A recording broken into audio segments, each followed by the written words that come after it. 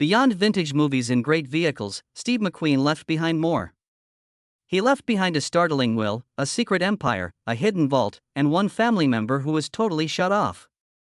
Millions of dollars were made from myth by a shocking discovery decades later.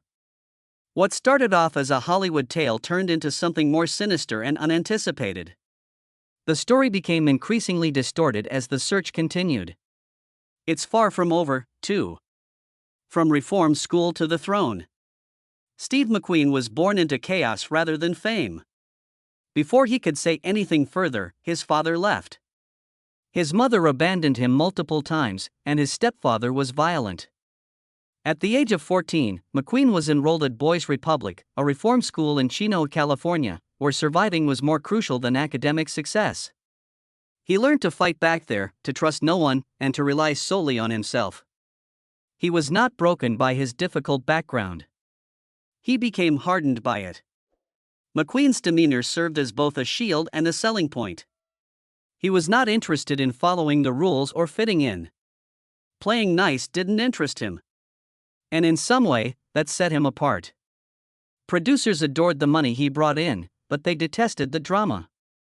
McQueen enlisted in the Marines prior to his notoriety. He repeatedly got placed into the brig and battled with authority. However, he completed his service and subsequently applied that knowledge to enhance his positions. He was credible on television because of that sense of danger. He was simply being himself, he wasn't acting. McQueen didn't seek gigs in Hollywood. Roles came after him. He occasionally walked off scenes, didn't follow scripts, and wasn't always on time. The audience, however, was unconcerned. His on-screen persona forced viewers to ignore the mayhem. He was among the most paid celebrities in the world by the 1960s. He rose to prominence after The Great Escape. His wordless gaze spoke louder than pages of conversation, even though he didn't say anything in the movie. In that movie, the motorcycle stunt went down in mythology. Even though the actual jump was performed by a stuntman. Nevertheless, it contributed to the myth of McQueen. Untouchable, fearless, and cool.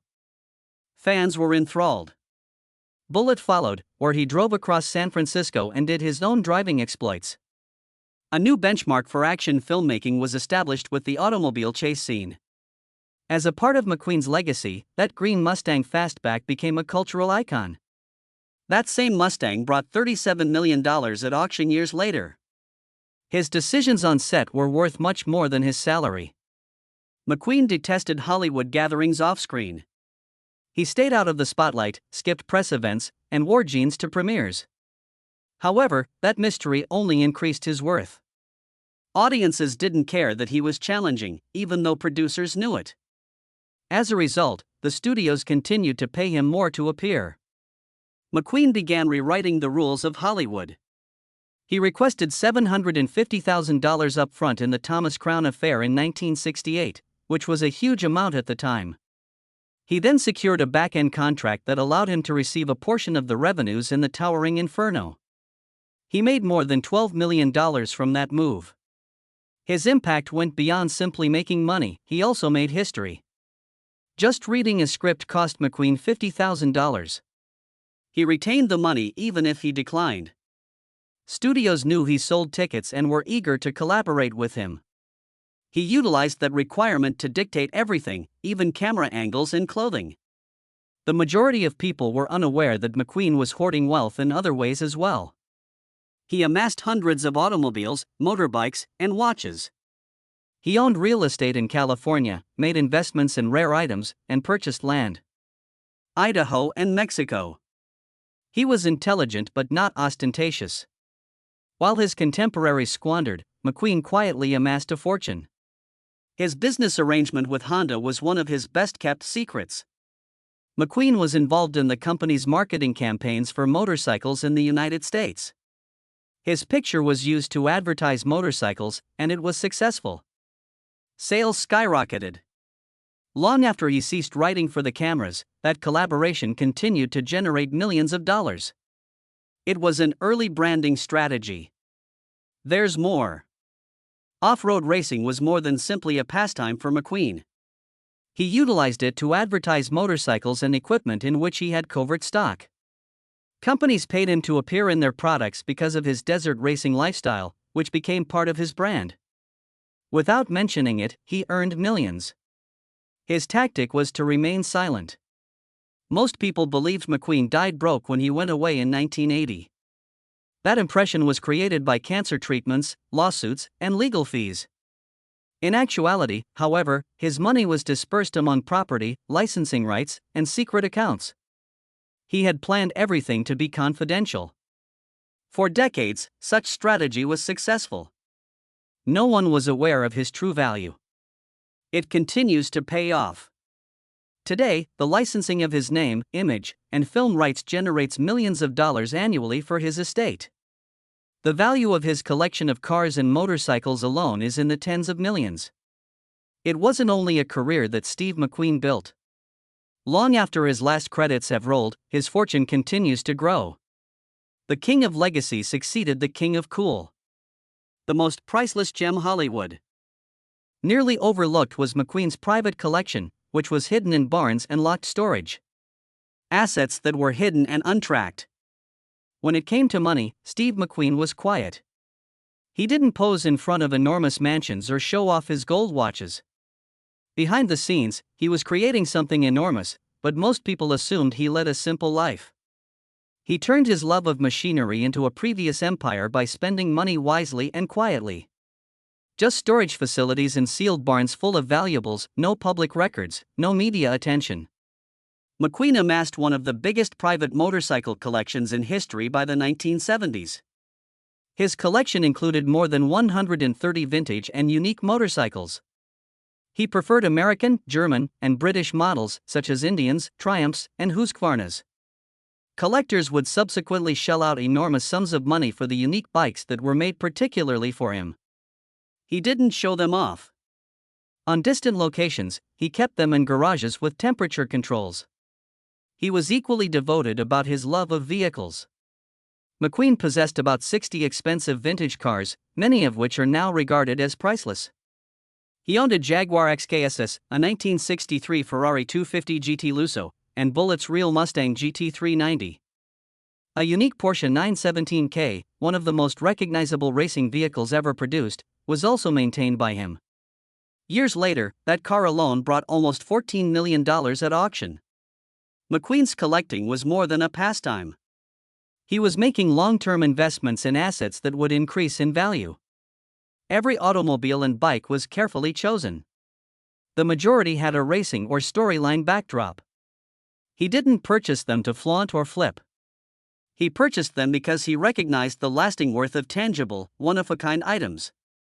Years after his death, many were astonished. His estate managers opened a dusty barn in New Mexico in 2006. Numerous motorcycles, piles of helmets, leather jackets, original movie scripts, an unopened treasure trove, and even race gear with his name sewn inside were discovered within.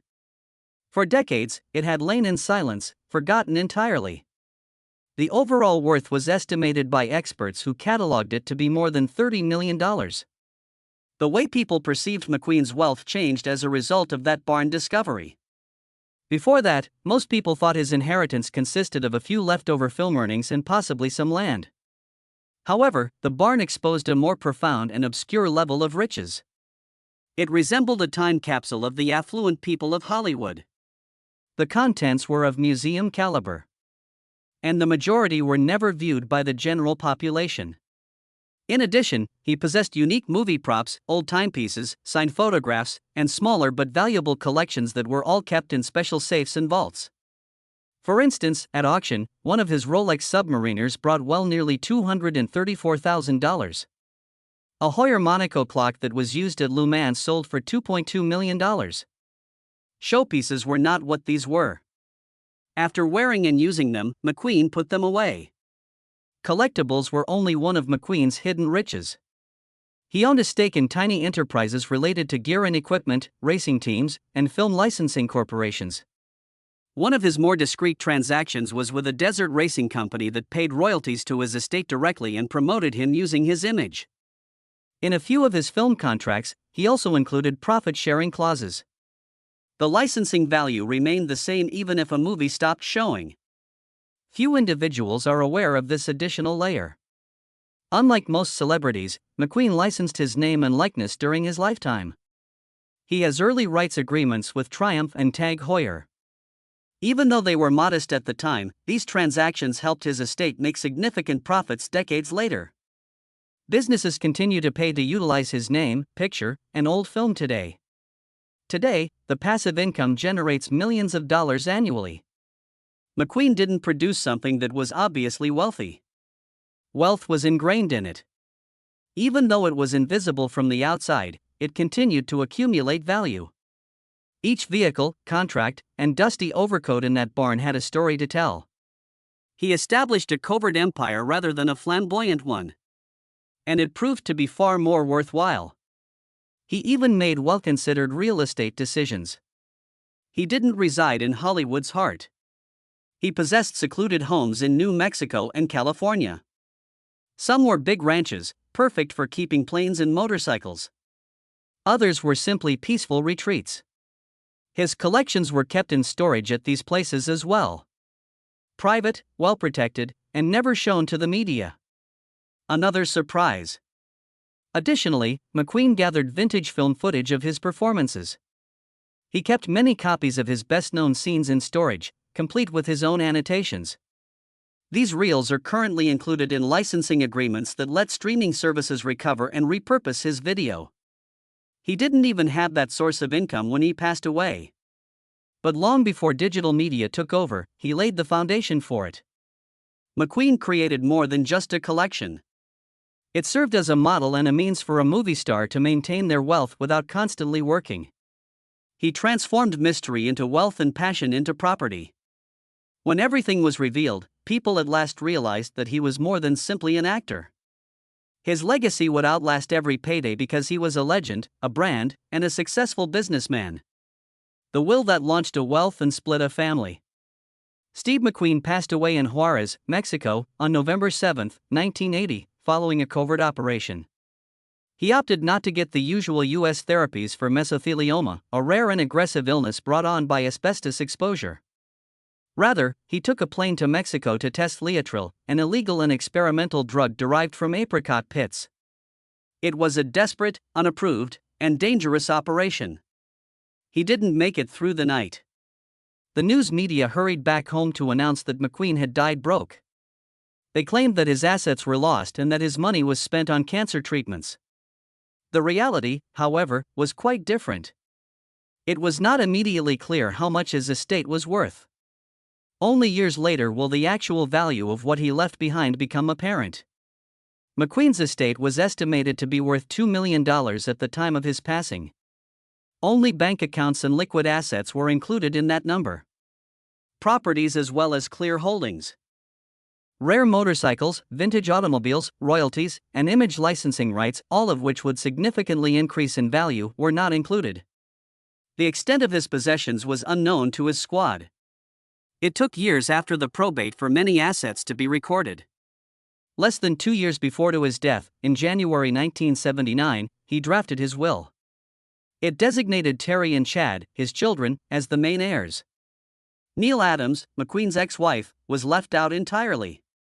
His companion at the time of his death, Barbara Minty, received a small portion of his personal property but not a sizable portion of his wealth. Many were taken aback by such choice, particularly considering that they were supposedly engaged. The will's most contentious provision excluded any unidentified or future offspring. This implied that anyone would be rejected outright if they later came forward to claim to be his child. Shortly after, a woman sued McQueen, saying her son was hers. She claimed to have proof and requested a portion of the estate, but the court rejected her request for proof. Even more unexpectedly, Ed Hochstraten, McQueen's attorney, said that 2 other paternity allegations were never made public. These were handled in private and in silence. No monetary settlements were revealed, and they never made it to court. The fact that those claims existed indicated that McQueen's legal team anticipated disagreements. It was ingrained in his will to close those doors early. His collection created even another legal complication. On paper, some of McQueen's cars, motorcycles, and collectibles weren't obviously associated with him. As a result, it was unclear who truly owned what. To confirm authenticity, his family had to collaborate with appraisers and collectors. In certain instances, they used private sales and auctions to retrieve misplaced items. The estate's value increased by millions during that years-long procedure. His son, Chad McQueen, made a lot of decisions about branding and licensing. To preserve his father's reputation, he collaborated with businesses, authorized items, and repaired automobiles. His daughter Terry McQueen handled other estate affairs prior to her untimely death in 1998. Her daughter, Molly, then inherited her portion. Even though she wasn't a significant successor, Barbara Minty helped spread the word about McQueen and became a prominent figure associated with his legacy. McQueen left behind a special asset, his right to notoriety. This is a reference to his name, image, and likeness being legally controlled after his death. Not all celebrities had it secured at the time. McQueen did, and that one right turned into one of his estate's most valuable assets. More money is made today from licensing agreements that use his image than from his films ever did. The estate expanded well beyond the original projection over time. Auction sales, license agreements, and the discovery of the barn in New Mexico increased the worth to tens of millions. Forbes named McQueen one of the highest-paid deceased celebrities in 2015 alone. Advertisements, racing events, and branded items all featured his image. His descendants are still receiving that money.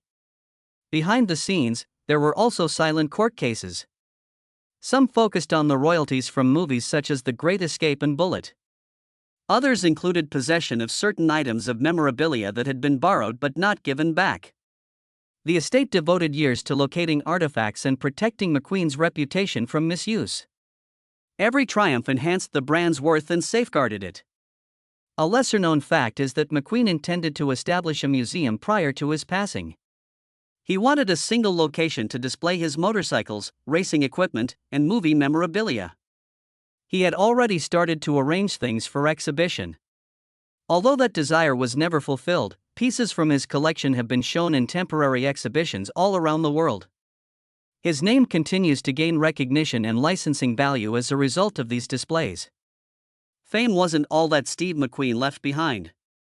Decades later, entire enterprises were recreated thanks to the powerful brand he left behind. No one anticipated the licensing empire. Steve McQueen's fame gradually diminished after his death in 1980. New storylines, new styles, and new stars took the world by storm. However, something unexpected started in the background. Brands appreciated his demeanor, his sense of style, and all he stood for. And they began to profit greatly from it. By the 1990s, the licensing market had grown rapidly. McQueen's image was ideal for the thirst for vintage icons. He was more than just a famous actor. He stood for toughness, coolness, and traditional disobedience. Businesses sought to sell that, and McQueen turned into their covert tool. Fashion was the first major wave. Barbour created a $40 million campaign out of a single image of McQueen sporting one of their jackets. It was no longer just clothes. It was a way of life. One of the most successful still photos in marketing history was that one. Then came Tag Heuer. The Le Mans famous Monaco watch was brought back by the Swiss watchmaker. A picture of McQueen wearing it while driving served as the focal point of their entire campaign. In addition to saving the brand, the relaunch increased sales to all-time highs. Before coming forward, McQueen's name had established itself as a sign of legitimacy. Using McQueen's association as the primary selling factor, the automaker brought the Bullitt Mustang back to life several times. The tail was used as a basis for advertisements, posters, and limited edition models. His legacy sold automobiles even without his words, and because of that connection, collectors paid top pay for those models. The estate's meticulous handling of these transactions was where the true power lay. They weren't granting licenses to random people. Products that mirrored McQueen's image were the main emphasis of each contract. Traditional, stylish, and manly. Money wasn't the only factor. It has to do with brand protection. That's why the plan was so successful. All transactions involving McQueen's inheritance were now gatekeepered by Greenlight Licensing Group. They managed trademarks, product approvals, and the legal aspect. Additionally, they assisted in transforming McQueen's reputation into a managed company that expanded annually. By the 2010s, he was among the highest paid deceased celebrities, according to Forbes, which started tracking his posthumous earnings. Steve's son, Chad McQueen, was a key player. He sued businesses that were abusing his father's name and ensured that counterfeit goods were barred. He also contributed to the development of fresh licensing initiatives that honored the heritage. His choices were purposeful rather than sentimental. He realized that in order to maintain the brand's value, long-term planning was required. Porsche was also involved. The business and the estate collaborated to launch a Le Mans tribute line in 2017. Then came products, events, and special models. The image of McQueen was included in advertisements and limited edition materials. And anything associated with the mythology was highly sought for by collectors. Few people are aware of how McQueen's image has been utilized in foreign markets. His face sells expensive jeans, racing gear, and even cologne in Japan and some parts of Europe. Because he never became overly American, licensing agents think he is still a powerful figure in international marketing. His appeal transcended decades and national boundaries. The estate's continued selectivity is remarkable. McQueen's staff maintains a strong grip on the market despite the influx of celebrity properties. Value is added by this scarcity. Fans are aware that his name has been carefully chosen whenever it appears on something. As a result, prices and demand remain high. Today, licensing generates between 7 and 9 figures annually. The quantity is determined by the campaign's level of activity. However, the numbers remain high even in sluggish years. Additionally, licensing does not require new performances, in contrast to acting. Without doing anything, McQueen's already existing images and videos continue to generate revenue. The most important lesson? After passing away, Steve McQueen earned more money than he did while working in movies. And new films have nothing to do with that. It's because a brand was created with his legacy in mind. A brand that continues to communicate with consumers today without using words. The heirs became extremely wealthy. The dispute over what Steve McQueen left behind did not take place in noisy courtrooms after his death. It took place amid the hush of court documents, private business decisions, and unsaid grudges. The wealth did not just increase. It moved. Divided and excluded some individuals entirely. Steve's only son, Chad McQueen, was at the center of it all and soon rose to prominence as the estate's spokesperson. He inherited power in addition to wealth. Prior to his father's death, Chad was already well known for his acting career before switching to racing. Chad was instrumental in preserving and overseeing the McQueen brand following Steve's passing. He supervised branding for automobiles, motorbikes, and lifestyle goods and assisted in the founding of McQueen Racing LLC. He eventually came to have some influence over endorsement and image licensing agreements. His modest empire has contributed significantly to his current estimated net worth of over $45 million. Steve's daughter Terry McQueen took a different route. She decided to work behind the scenes in Hollywood and joined Universal Studios as an executive. She concentrated on her personal life and avoided getting into public altercations. Terry tragically died in 1998 following a liver transplant. She made arrangements for her daughter Molly to inherit her estate rights prior to her passing. Molly McQueen is currently benefiting from the legacy as a member of the second generation. She advises the estate on projects involving her grandfather's image as an actress and producer. Molly assists with license agreements, relationship management, and tone protection for the McQueen brand. She has long-term access to intellectual property rights and a consistent stream of royalties because of her position. She is currently regarded as one of the most important stewards of Steve McQueen's heritage. Steve's third wife and fiancée at the time of his death, Barbara Minty, was listed in his will although not as a significant successor. She did not receive a significant portion of the estate, but she did acquire personal belongings, clothing, letters, and keepsakes. But she joined the earning circle when licensing took off. Later, she co-produced several documentaries about Steve, using her perspective to preserve his legacy. Her bestseller, Steve McQueen, The Last Mile, increased revenue from the brand's growth. Barbara was later included in several royalties arrangements, albeit she initially received very little. In order to maintain her public image, McQueen was allowed to provide project consultations. This gave her the opportunity to receive back-end revenue from certain marketing. Even though she currently has less money than Chad, she still has a say in how his legacy is portrayed today. Then there is Neil Adams, the mother of Steve McQueen's 2 children and his first wife. No money, property, or recognition was left to her in the will. She talked candidly about her part in Steve's early career for years. She asserted that she supported him during his worst years, helped establish his reputation, and connected him with influential individuals. At one point, Neil said that she had been forgotten. That resentment is evident in her memoirs and interviews. Although she has never filed a lawsuit, her remarks demonstrate the psychological harm caused by exclusion.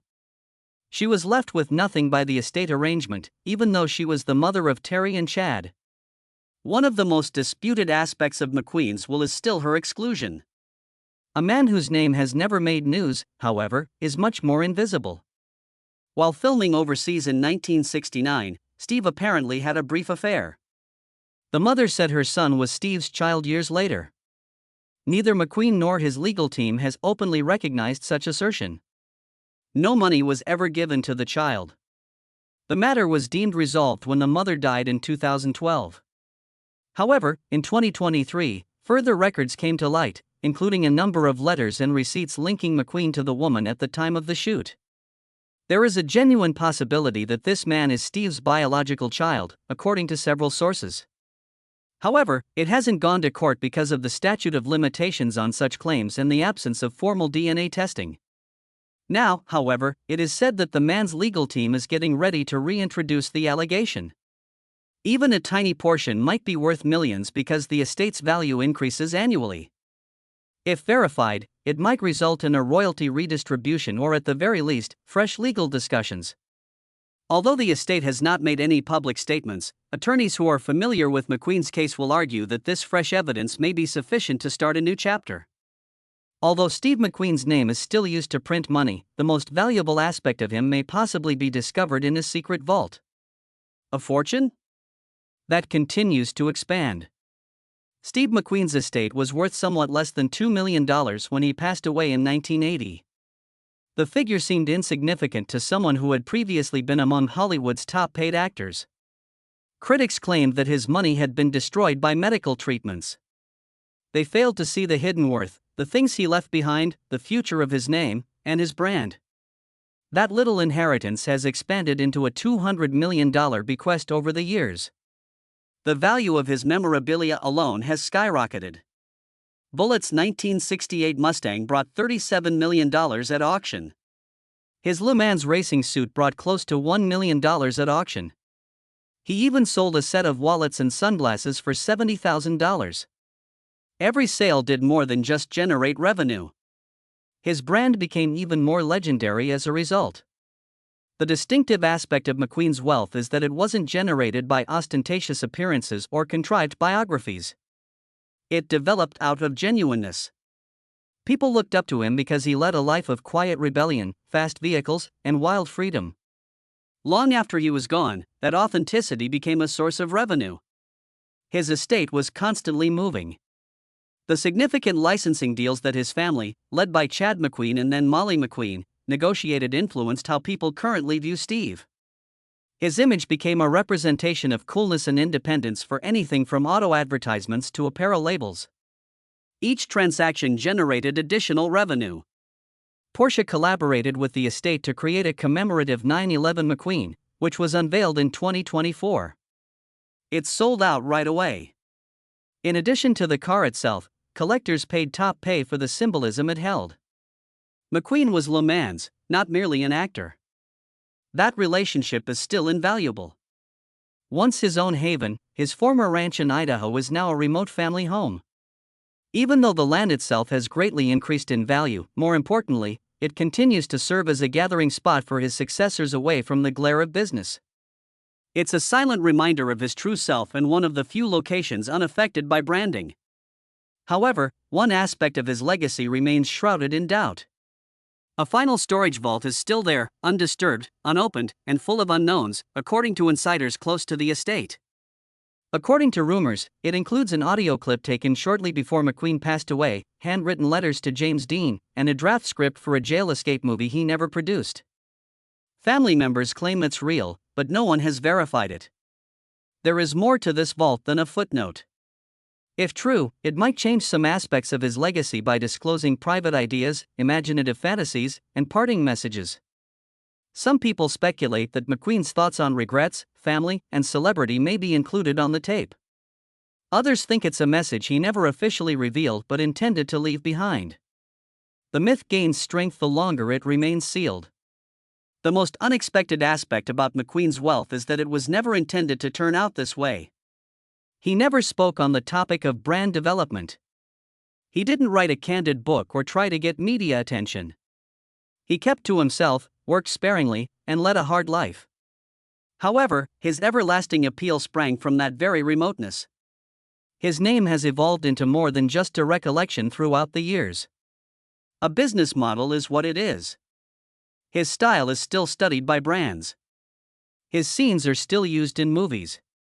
Even if they don't fully comprehend the McQueen mindset, marketers attempt to capture it. It all keeps the money coming in. Now, McQueen's legacy brings in more money annually than the majority of actors in the business. It is among the most valuable afterlives in the history of Hollywood. His estate is more than just outdated films. It changes, adapts, and makes use of nostalgia. However, it remains grounded in his identity. Real, silent, and tough. Collectors continue to search for memorabilia, businesses continue to strike deals, and fans continue to find fresh images. The final huge enigma is still the vault. It's the last component to a decades-long puzzle. And the fact that it exists at all proves one thing, regardless of whether it opens next year or not. Even from the afterlife, Steve McQueen had more to say. Thank you for viewing. Please remember to like, share, and subscribe if you liked this video. For even more incredible information, click on the next video that appears on your screen.